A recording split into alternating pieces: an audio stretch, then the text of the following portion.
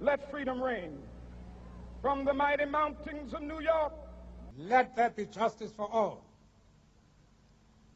Let there be peace for all. Two men from two different lands, speaking 30 years apart, but their message was much the same. They never met. South Africa would not allow Martin Luther King into the country. And when he was delivering his speech, Nelson Mandela was already in jail. But Mandela has spoken of what he called, quote, an unbreakable umbilical cord, and he's frequently quoted King's words, free at last, thank God Almighty, we are free at last, Mandela once told the US Congress. On his inauguration as South Africa's first black president, this was part of his speech.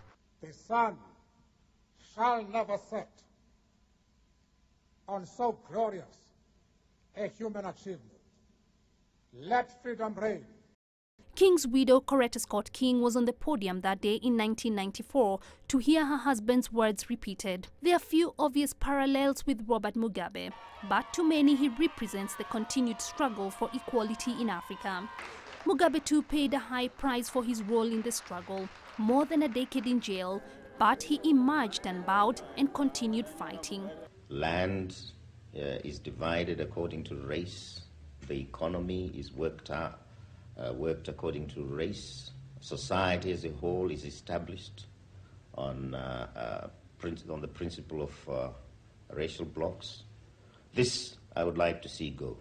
Many critics question Mugabe's policies. They also cite alleged widespread abuse of basic human rights during his years in power. But to many, he remains a symbol of the fight for equality. The issue of our sovereignty, the issue of our land is not negotiable.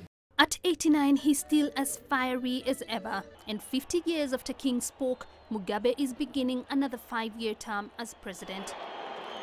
For all their differences, these men changed the direction of their countries and changed the course of history. Kiyo, CCTV.